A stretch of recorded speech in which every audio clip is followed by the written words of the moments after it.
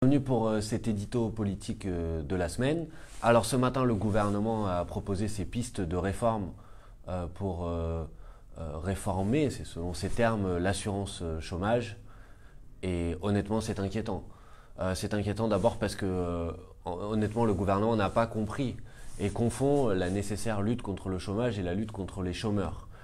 Il laisse entendre finalement que Emmanuel Macron, quand il avait dit à cette personne qui trouvait du travail, il suffit de traverser la route pour en trouver, que finalement ce serait la solution à la lutte contre le chômage et que le problème du chômage serait dû au fait que des gens aujourd'hui ne chercheraient pas les emplois qui pourtant seraient là par millions et que ce seraient des emplois non pourvus. Ces éléments-là correspondent pas du tout à la réalité.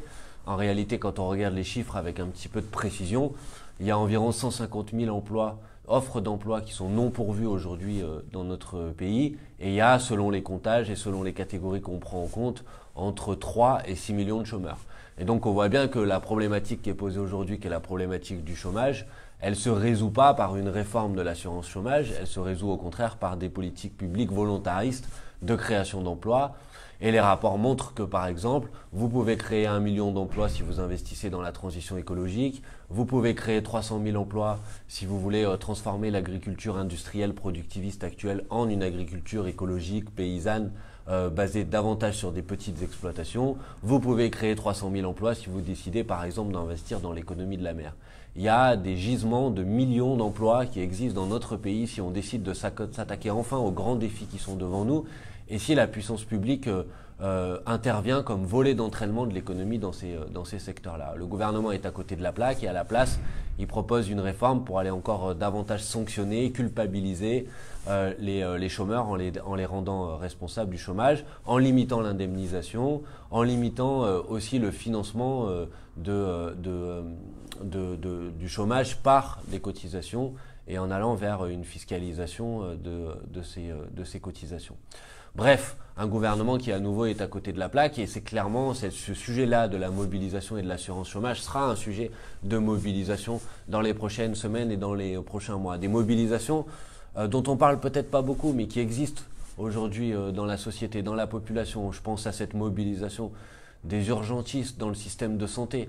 Ça fait longtemps qu'il y a des mobilisations dans le secteur de la santé, mais rarement ces mobilisations ont été d'une telle ampleur et c'est de bon augure pour la suite. C'est les mobilisations de ces enseignants qui vont jusqu'à aujourd'hui dire que si c'est comme ça, ils participeront pas à la surveillance du bac et donc des modes d'action qui sont des modes d'action qui démontrent l'ampleur des colères qui existent aujourd'hui dans le pays. La France Insoumise, en tant que mouvement politique, elle appuie ces mobilisations et elle se met à disposition des personnels et des gens qui sont en lutte dans le pays. On sera par exemple ce samedi représenté à la marche des salariés de General Electric à Belfort pour dire qu'il n'est pas acceptable aujourd'hui qu'on brade notre outil industriel, qu'on supprime des centaines d'emplois dans ce secteur-là, qu'on le fasse aussi en vendant ces joyaux industriels à des puissances étrangères alors qu'elles sont indispensables à un projet qui mettrait au cœur par exemple la planification et la transition énergétique.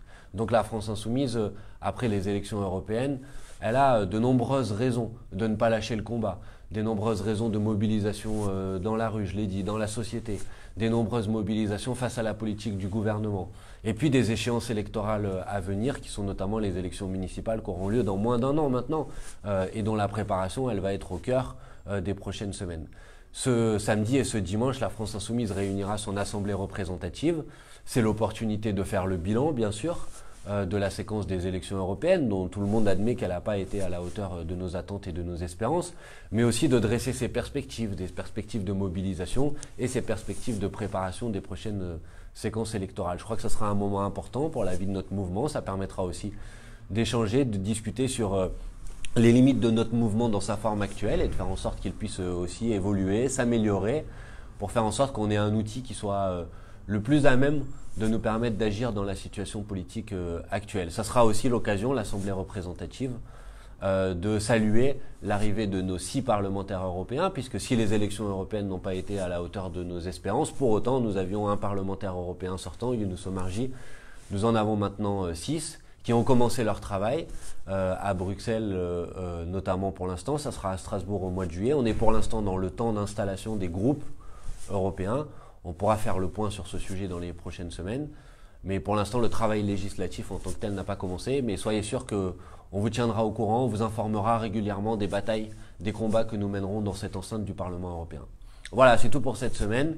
À bientôt, bon courage et à la semaine prochaine.